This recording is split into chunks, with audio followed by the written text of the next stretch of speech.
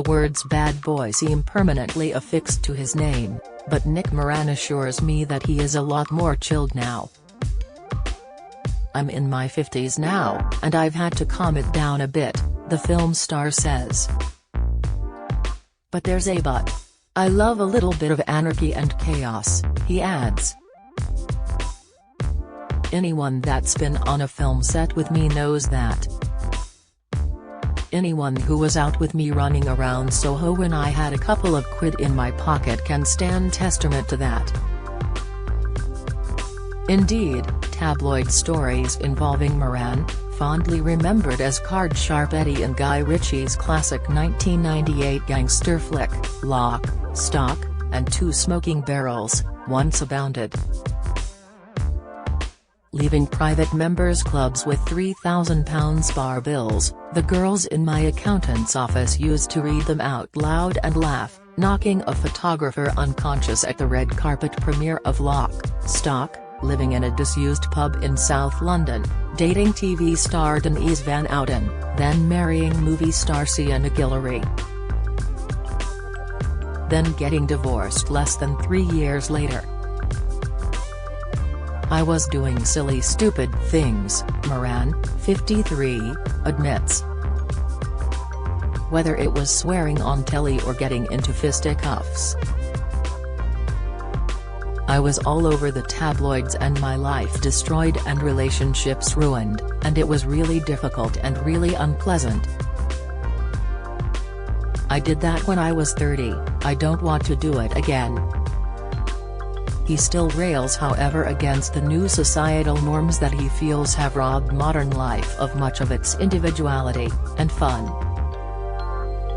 "Right now it's about being polite and using the right pronouns and behaving yourself and being respectful. It's left me a little bit confused." He goes on, "I've no interest in fame. I have no social media. I've only got a dumb phone, a little Nokia. I've never had a website or a Twitter. I've never posted a picture of myself. I've never posted a comment about anything." Instead, he has spent the quarter century since he first shot to fame in Lock, Stock as the ill-fated Eddie, starring alongside such movie legends as John Hurt, Joseph Fiennes, Catherine Deneuve, Tim Roth, Stephen Rea, and others in a steady stream of high-profile British films. In 2008, he co-wrote and directed the acclaimed Joe Meek biopic Telstar, and in 2010 directed The Kid, based on the true story of Kevin Lewis, a survivor of childhood abuse who turned to organized crime. Moran related to Lewis's story of growing up on a tough London council estate. "I was brought up on a tin house council estate, 2 rows behind South Oxhay Estate, just north of Harrow and Willesden," he says.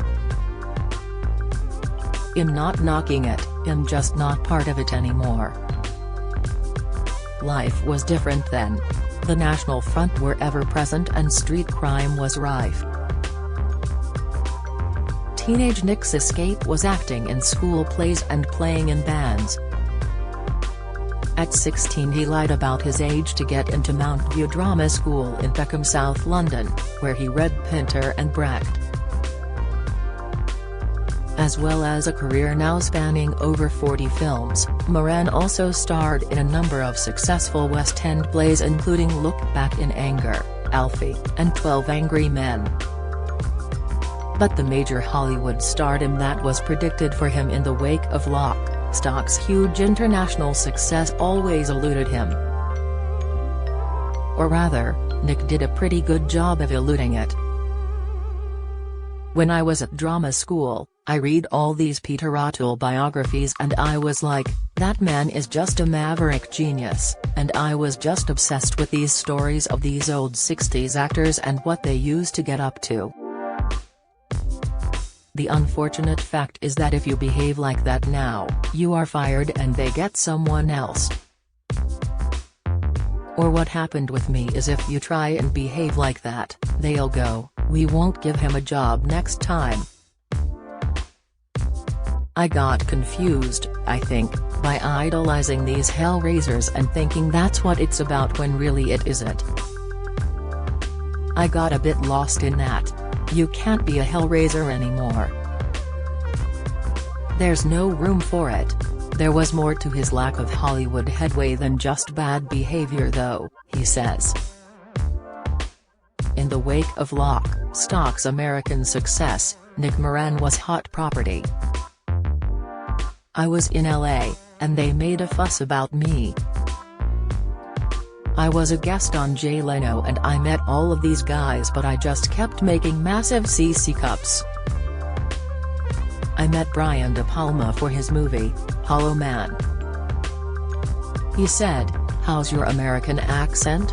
Brian De Palma's like a bear, this huge, imposing figure. I did this little Al Pacino impersonation and he stared at me like he was going to tear my head off. I thought, oh crap.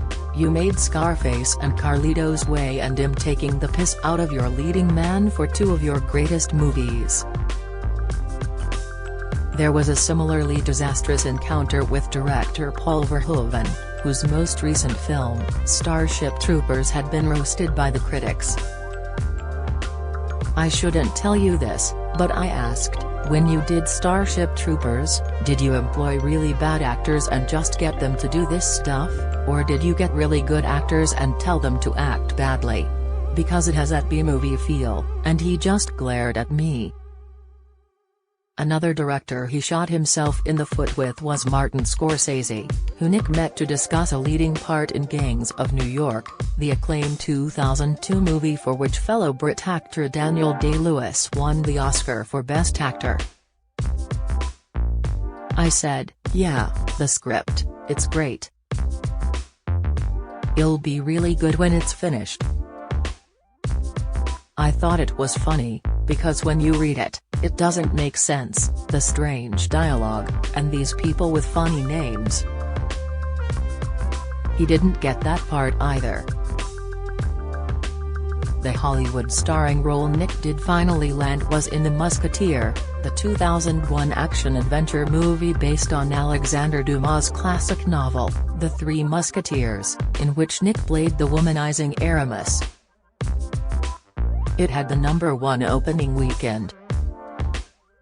That was September the 9th, then on September the 11th, he shrugs. It's like a pub quiz question. What was the #1 movie in America the weekend of the 9/11 attacks? The answer, The Musketeer. Moran's biggest one that got away however was Peter Jackson's epic Lord of the Rings trilogy. They were desperate for me to do that, but at the time, it was going to be 3 or 4 years in New Zealand. Jokingly, I said to Peter Jackson, "There's only so much lamb I can eat." That was really bad. He shakes his head. I had this brilliant manager who was just pulling his hair out going, "Nick, Christ, no." He started going to interviews with me, and just sitting there, like I was being babysat. If I was there now, it'd be far more reverential, less cocky, less full of myself. I brought all of the swagger and aplomb of being the #1 movie in the UK and that Britpop swagger to America where they just don't get it. They don't like you being rude. They don't like you being cocky. They don't like assholes, and I was one. Simple as that. Better luck finally came Nick's way when he landed the role of evil child snatcher Scabier in the 2-part Harry Potter and the Deathly Hallows. If you take it seriously, it doesn't stand up. If you take it for the fun and games that it's intended to be, it's great. Nick's latest role is as a former SAS commando dragged out of retirement to avenge the murder of an old friend in British thriller Renegade. also starring a cast of veteran former TV and movie stars including Lee Majors, Ian Ogilvy, Patsy Kinsett, and Stephanie Beacham. Nick cheerfully compares it to the movies of Roger Corman. "It's meant for that Roger Corman low-budget but fun cult market," he smiles. He took the role, he says, because I wanted to be in a film with Lee Majors, the $6 million man. I don't care about anything else, the plot, script, whatever. Then I met Lee and he was amazing. Has 6'1", 81 years old. You still wouldn't mug him. He laughs and then saunters off, the anarchy and chaos trailing behind him. Renegade is on general release now, and comes out on digital and DVD on 13 February.